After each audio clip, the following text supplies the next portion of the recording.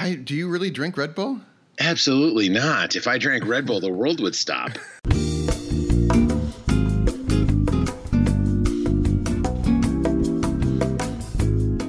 Hey, welcome to Garden Fork Radio. Thanks for downloading the show here. Appreciate you taking the time to listen to us. Or if you're first time here, my name's Eric. I have this very eclectic DIY show. Me and my friends talk about what we think is interesting, and I hope you think it's interesting as well. Today, my friend Will is here. Hey, sir. How are you doing? I'm good. If for the new listeners, Will has a YouTube channel and a Facebook page called The Weekend Homestead. And he also recently bought and renovated a resort, like a RV camper resort. And he's been kind of off our radar. And then people were asking about Will. So I said, well, why don't you come back on? And then we asked on Facebook a bunch of people questions for Will. So I don't have to do any work today. I'm just going to sit here and go, yeah. And you're going to answer questions, Will. Sounds good to me. I'm excited. So first, how about some background? You because you like projects and you like to keep busy, you had an opportunity to buy an RV resort where people either can rent cabins or bring in their motorhome RV or a big trailer RV and park it and hook up to water and waste facilities. Yes, we have 41 what we call seasonal campsites, which are campsites that are available for rent for the entire season. So they check in May and check out in September. We've got 30 new ones of those going in. So we'll have a total of 71 of those. We have 5 overnight campsites, 5 3-season cabins that are all 3-bedroom, 1 bath. We've got about 40 dock spaces on the lake and then a full bar restaurant on the property, plus all the other fun amenities, shower house, laundromat, all that kind of stuff too. And everything that could go wrong did. Yes, this was not a turnkey walk in and just start going type project. This was definitely get your butt kicked every day because there is a lot of things that are, it's just people buy these types of places or have these types of places, and sometimes they're not well upkept. And, I'm working against 25 years of, I'm going to just patch this with some duct tape, and, I'm starting to peel off the layers of duct tape, finding that there's like 6 or 7 layers on top of everything. Yeah. I kind of have the inside track because Will and I text and we keep in touch and stuff, and I'm exhausted just watching it. But I have a question first, and then we'll get to everyone else's questions. But what's your biggest takeaway on this project? When you look at these types of projects, organization is key. There is absolutely no way that I could do this without having anything organized. That and a very supportive family, friends, and even the staff that works, we could not do this alone. I see this all the time. And when we were shopping for resorts and properties, one thing you'd notice is there are some of them where the lady and the guy try to run the resort on their own. They don't want to hire anybody because they want to save some money, and it runs you ragged. If you have a good support staff, if you have good organization, that's the only way to make this work, because otherwise you will get overrun in a second. And I am thankful that I have a supportive wife, family, my parents, and everybody else, because we would have never been able to get to where we are today without everybody being involved. So kind of a follow-up to that is Wanda, who's in our Facebook group, who's very active. I think she has some kind of special medallion next to her name now because she's very active in the group. Facebook does that. But she asks, I know from stalking your website and YouTube channel that you start projects with a master list. I think I remember the Bear Paw Resort list having some 1,300 items. How do you organize all that? Good question. So for me, I get into a project or anything, and the first thing is what I call triage mode, which is let's sort this out into a couple piles and figure out what we got going on here. What is something that's usable that can be fixed? What is something that is not usable but is important that needs to be fixed? What needs to be replaced, and so on. And for this project, we just went building by building and area by area and broke it into the real basics. How is it structurally? How is it electric-wise? How is the plumbing? What does it look like? Is it functional? And what we think about when I make all these lists is what the end result is. Like when you walk into a laundromat, what do you expect? The washing machines are here. The dryers are over here. The washing machines actually have water. The dryers actually heat. There's a place to fold clothes, there's lights, it's safe, it's clean, those types of things. And then I look at where the current state of it is and figure out, okay, to make all those criteria, what do we need to do? And then that's how I make the list of things that we need to fix. So do you expect washing machines to have water? Do the washing machines have water? Nope. Okay, add it to the list, and then we'll have to figure out, is this something we have to repair? Is it something we have to replace, and so on? And we did that with every single component of the property, and that's how the list got that way. So it was sorted by building and then subsorted by, the different parts of it. Like electrical was just a list all of its own where we could go around and fix all the electrical problems. Did you use like a project management software or like just a spreadsheet or a clipboard or? Microsoft Excel is my friend. I'll be honest with you. I do most of my life with Microsoft Paint and Microsoft Excel. I love that. I'm kind of a clipboard guy, but I'm just better. You know me. If you give me the list, I will do it. I can't make the list myself. So, well, actually, that's an important part of this too, which is to get people motivated to help you, it's really good to communicate. And one of the things that I found is these lists were really great because like my buddy Todd would show up or Matt or other guys who would be helping with this or people that we would hire. And I'd have a list. They'd physically walk in and I go, here's our objective. We want it to do this. And here are the items we need to do to get there. And people who might not be that organized but are willing to help would come along and go, I'll do these 3 things on the list. And I'll put their name next to them. And then later on, I'll go back and check to make sure they're done. And it was an easy way to empower other people to help us do this project. So did you literally walk around the camp and make this list, or was it you kind of had a kind of sort of list and then all of a sudden stuff started blowing up and then you had to add it to the list, or?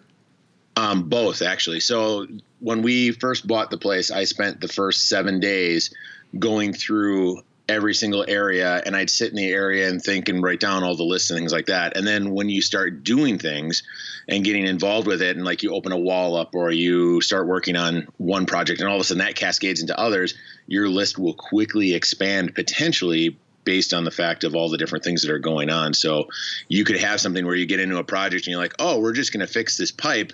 And all of a sudden you open the wall and like, okay, now we got 3 other things we need to fix while we're in here. So that happens, and it's just something you have to expect.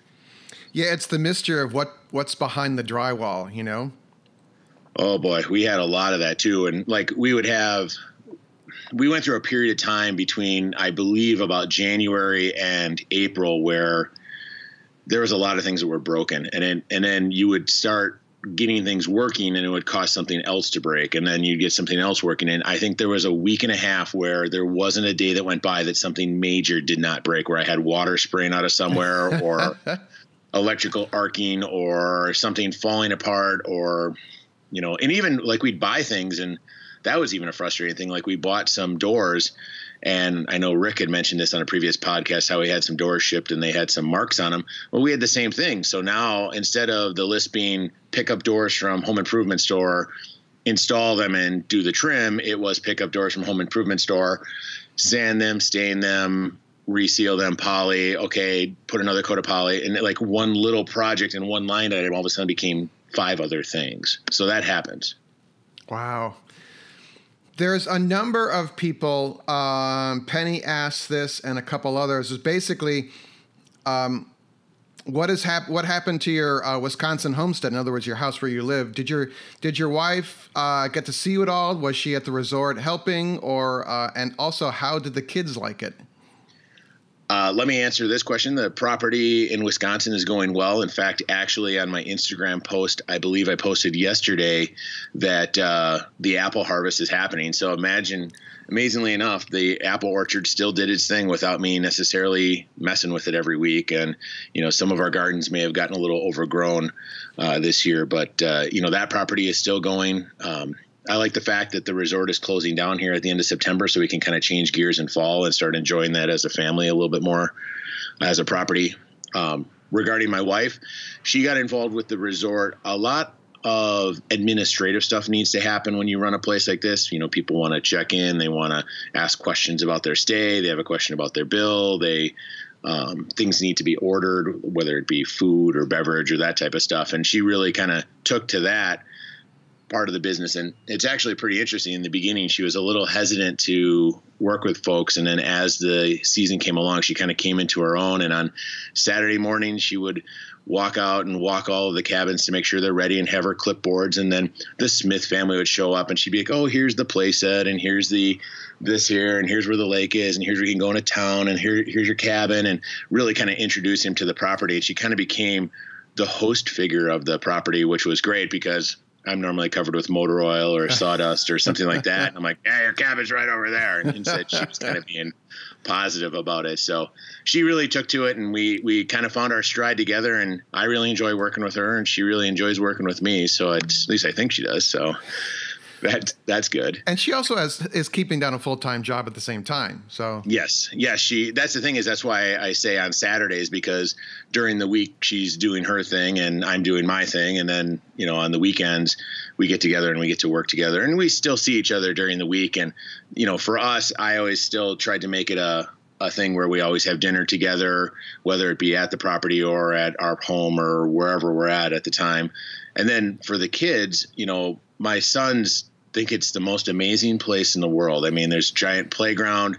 Every week there's new kids there. I mean, my son on a Saturday morning, he'll eat some cereal and then get on his bike and he rides a path through the resort to see which kids checked into which campers and wherever else. And then by about noon, he's over by the cabins where people are checking in over there, seeing what kids are there. And then by 2:00, there's this gang of kids running the place. You know, hey, we're on the dirt pile. Hey, we're on the play set. Hey, we're over here by the patio. Hey, we're playing football. And it became like, I don't want to say recess, but every weekend was recess with a whole bunch of new friends. And then his friends would go away, and then a whole new group of them would show up the following Saturday. And, you know, he had 20 weeks of that. And by the end of it, he was exhausted. So I easily get overwhelmed by projects, even if they're really small, and I have an anxiety attack and melt into the floor. But Elaine asked, how often have you felt overwhelmed by the magnitude of your undertaking? Wow, that is a good question. And here's the answer for you. It happens, and it happens often. There are, I joke, somebody said, well, how's the season going? And I said, well, I cry a lot less now these days, you know, now that we're at the end of the season. But one of the commentaries, and this happened, and I can tell you the date almost exactly. I think it was like April 15th or 16th last year. We had found out that the bathrooms in the resort, the toilet had, I don't want to say fallen in the floor, but basically the pipes were rotted out, and there was all these different problems. I posted some stuff online. Yeah, I saw that. And we figured out that within 16 days, we need to build 2 commercial ADA compliant bathrooms all the way from top to bottom, get them inspected, because our inspection was on April 29th. And like, we only had one shot. We opened on May 3rd. So we had to pass inspection. So we had to get it done. And there was a lot of, you know, 20-hour work days and things like that. And there was one point where I was kneeling in the basement in the mud, and I just dropped a tool. And to tell you a little bit about the basement, there's about an inch of water always sitting in the basement on a dirt floor. Yeah. Under the building. So when you're working above your head, if you drop something, your drill is getting covered with mud and whatever, and it dropped and it splashed in there. And my buddy Todd, who I work real closely with a lot of these projects, was up above, and he was like, hey, do this or whatever. And I told him some expletives that came out of my mouth, and I was just done. It was 2:00 in the morning, and he's shouting expletives through the floor at me. I'm shouting them at him. At that point, we just threw all the tools down and we walked off the property. We drove in silence back to the cabin, sat there, went to bed, woke up in the morning, and he's having his coffee and I'm having my cereal. And I'm like, are we cool? And he's like, yeah, sorry. And I said, yeah, sorry. And then we went back and we finished it. But there was a time where, you know, you snap and it just, the demon comes out and just fire rained out of my mouth at that morning or that night. So it happens. Well, that's the, yeah, I mean, that's your frontal cortex shutting down, basically. Yes, it was lizard brain all the way, as my wife would say.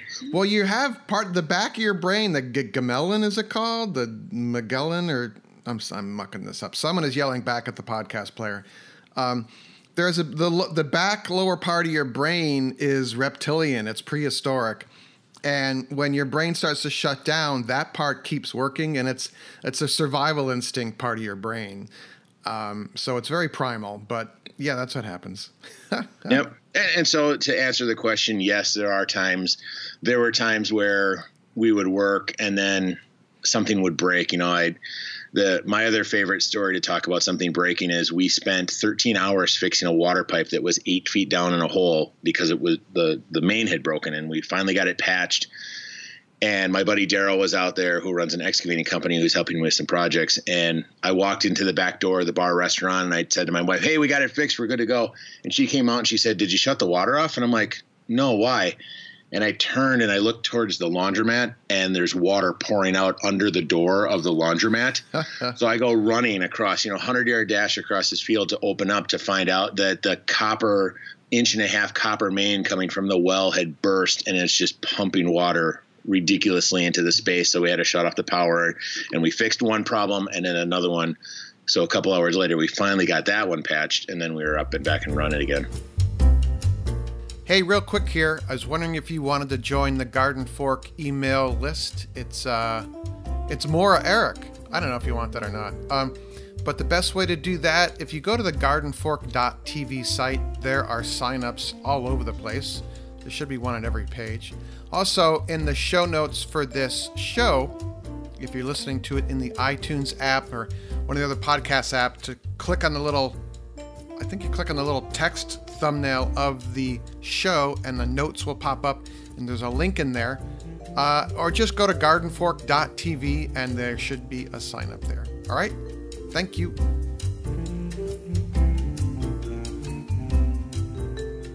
So Don has asked, what's the one funniest thing you've encountered dealing with the local people?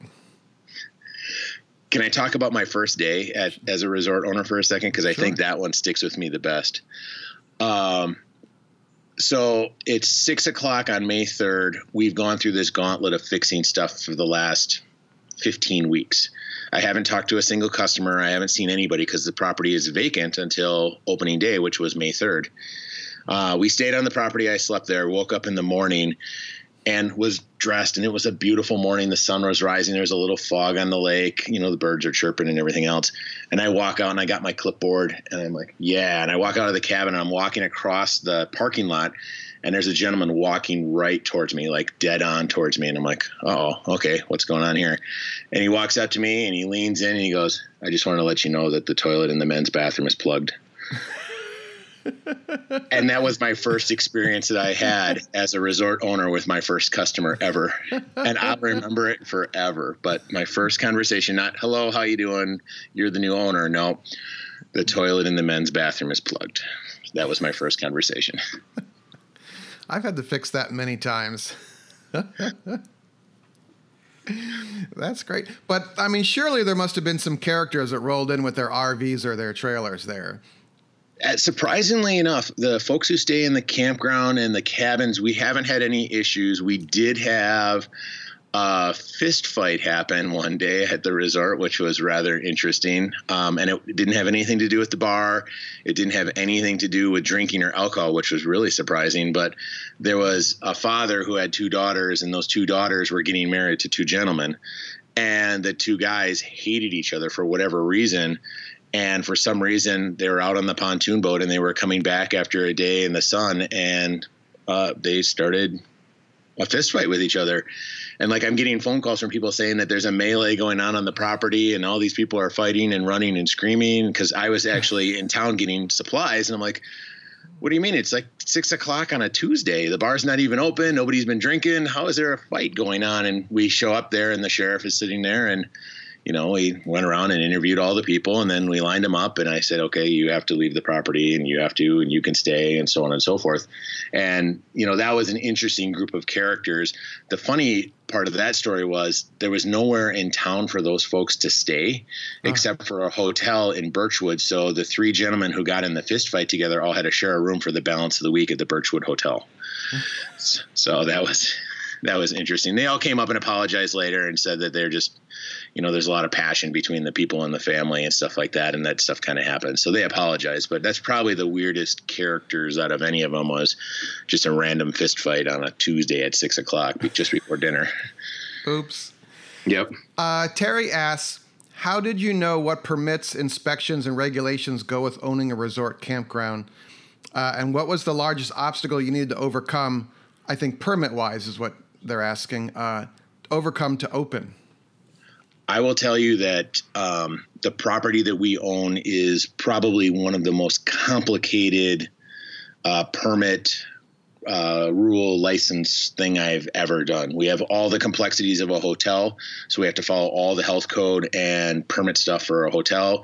We have all the complexities of a campground. We have all the complexities of a bar, a restaurant, and then the whole piece as a resort has its own rules. So the first thing we did was we went out and we downloaded all of the rules because the state of Wisconsin has everything online. So we downloaded it, and I have a binder that's probably about 2 inches thick of all the things, and just sat down in the winter in front of the fireplace one day and just read the entire thing, and then took that entire list and bounced it off of where we knew the property was at. And that's how we figured out what we needed to get permits for, what we needed to get put in place, what licenses. And we just made another list called administrative because, you got your plumbing list and your electrical list, but we also had the administrative one, which is, hey, we need to be able to get a liquor license, or hey, we need to get, this type of storage license or this type of septic or whatever it is. And we just made the list and then just punched it out. But the town and the county was pretty helpful, right? Yeah, no, they are absolutely supportive. I mean, at first in the beginning, they were very hesitant because, I'm guessing a lot of people come in with hopes and dreams and all these grand plans. And, once we started doing stuff and they saw how we operated, what we did, we actually followed through what we were saying. We weren't cutting corners, those types of things.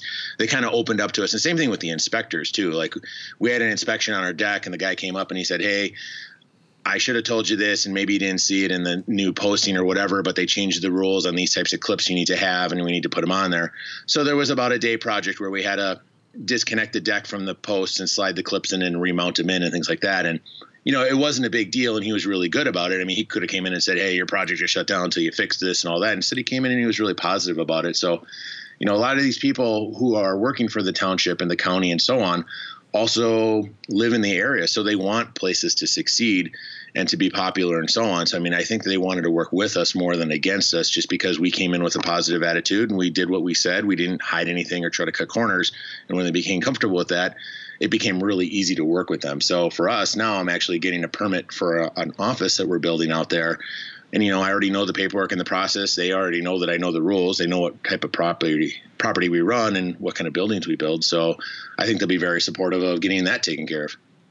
Yeah, it also helps. Like I've had to do a couple things to my house upstate that required permits. And I basically just talked to the town and I was like, well, Will's going to do this, who's a local contractor. Oh, Will's going to do it. Okay, well, we'll just take care of it. Just take some pictures and that'll be fine. Because they trust, you build up a trust with the town, with the he's called a land use officer and the permit officer, or it could be she, sorry. And actually in our town, she is the land use officer.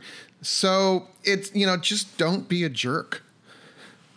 I mean, to answer the other question that she asked, said, which was the most challenging permit to get, it would have to be the large campground expansion permit with the DNR. And the reason why is not because of the complexity of the DNR. It's because of the situation that we were kind of launched into. So the previous owner had clear cut all the trees in a certain area for this expansion and then hired a company to bulldoze it all flat and to get all the stumps out of there. Well, one of the steps that they missed was getting all the permits and paperwork in place to do that. And in the process of doing their bulldozing, they bulldozed about 1/3 of an acre of a DNR wetland.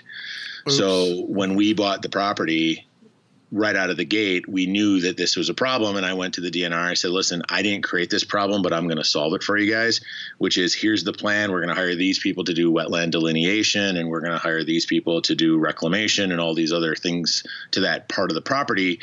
And they said, okay, let's see your plan. And then we, they were pretty hard on us. They're like, here's your deadlines, here's your dates, because they don't want to mess around because ultimately, this part of the property was destroyed. Right. Well, we went through the process, and it took us about 66 days to, I don't want to say win them over, but get to the point where they said, okay, we see what you're doing.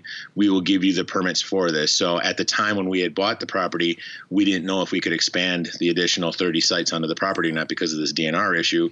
Then we have a conversation with the DNR. We work with them for 60 days. And then next thing you know, we get the green light to go forward. And then they monitor our progress along the way. And we turn in all of our reports and our paperwork and all the stuff that we need to on time. And they've been really pleasant to work with. But I could see how, people try to cut the corner or hide stuff, or, hey, I'm going to just do this under the radar or whatever it is.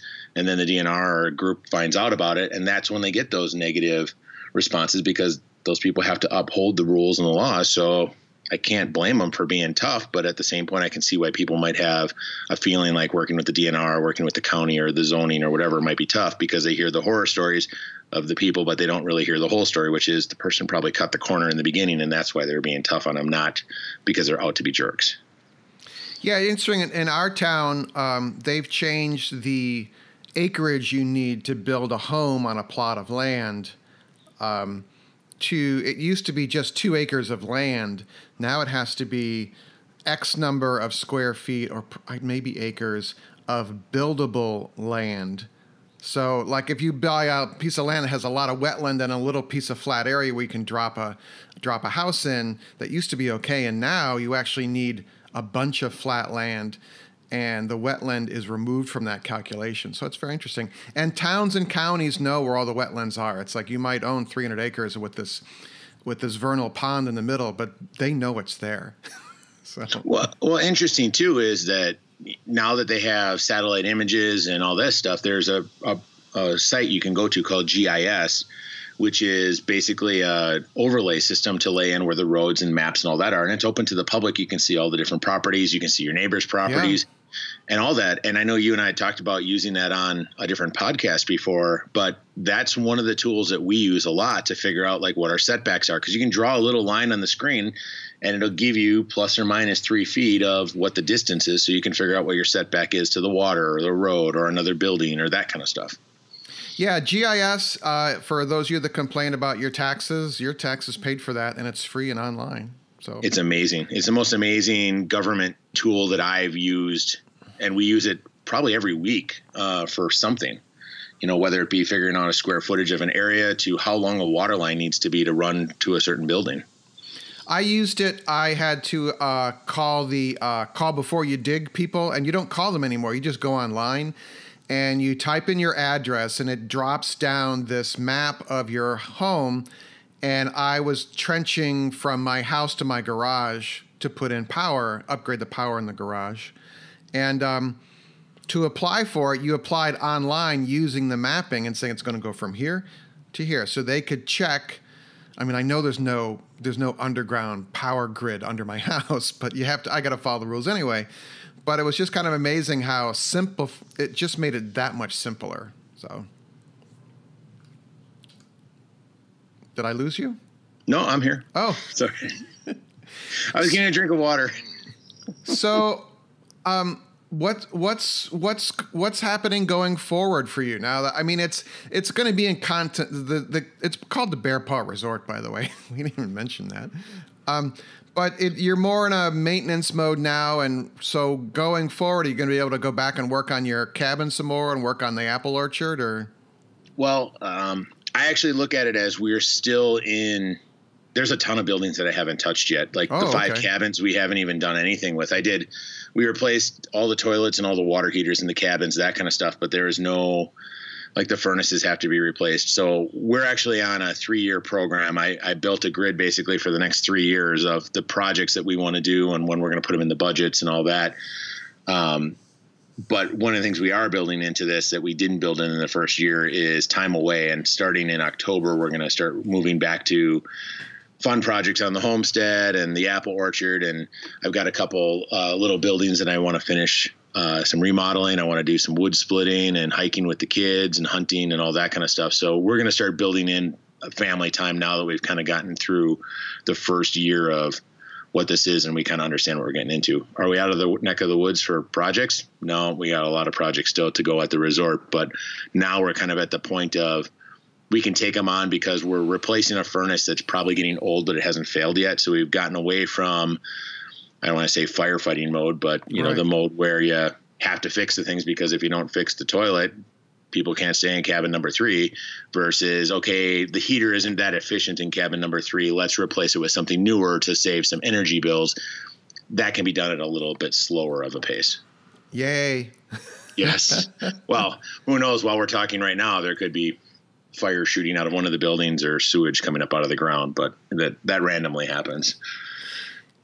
Yeah, you're basically managing a small town. You have fresh water you have to supply. You have to supply electricity. You have to supply sewer services. You're supplying some food and beverage, safety, fire safety. You are the mayor of a small town. I am the mayor, the supervisor, the superintendent, the repair guy, the janitor, all that stuff. It's funny. So we just finished, and I track everything in Excel, but here's a little data point for everybody talking about the sewage side of this. This year, the Bear Paw Resort pumped 172,000 gallons of wastewater and sewage off of the property. Wow. That's a lot. That's a lot of people. Yep. But the property, none of the septic systems have leach fields or drain fields is what they're called. So all of it is holding tanks. Right. So I manage 43,000 gallons of holding tanks every week. And it's another thing that just has to be managed. Wow.